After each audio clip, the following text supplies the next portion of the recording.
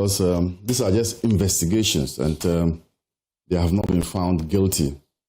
You know, board members play a key role in decision making when it comes to companies, and they shape the direction the company must go. And so when I heard him say that, oh, these are matters, Paul Adom Otchere, these are matters within the purview of management, and they are not matters within the purview of the board. I said, no, you can't say of the board. I said, no, you can't say that, because this fiduciary relationship will tie you in.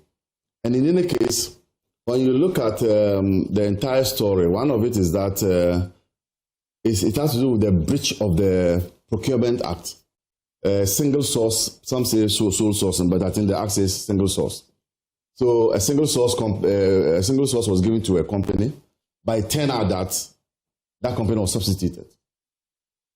Now the question is, have you breached the Procurement Act? Particularly, you are aware, most of the cases that have gone to the court on breach of Procurement Act are more or less like strict liability. As a board, are there means to show that the board accepted to do what has happened? You can't find that. And so he has questions to answer. He should stop hiding behind the fact that he has some bad blood between he and Kisi Ajabin, and confront the issues as they are. I'm aware that he's made a lot of publications against Kisi Ajabin, but is that why he was invited? The answer is no. It is also important that he knows that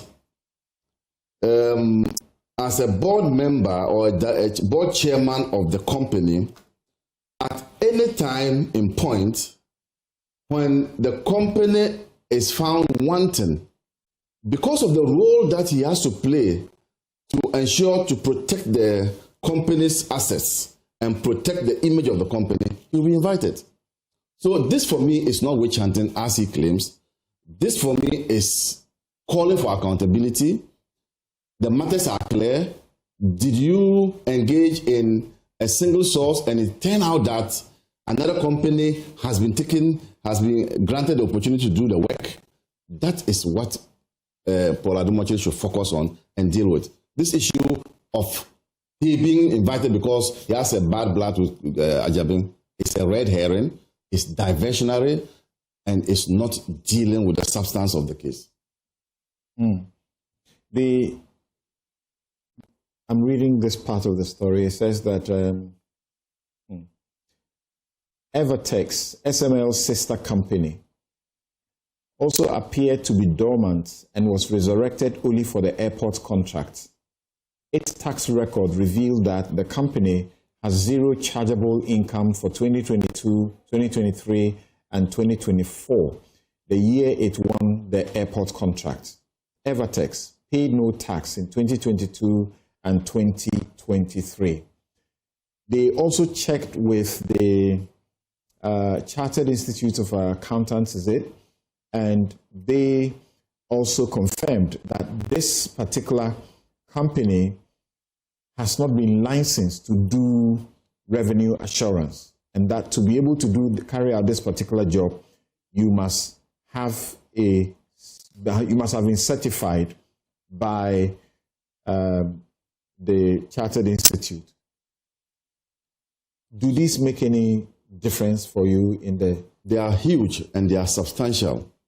First and foremost, what's the object of that company? We are told they are not into those areas. Yes, so we are told that it was after they got the contract that they then decided to... That they went to now change their objects at the Auditor General, company, Register of Companies, to include that one. This particular business.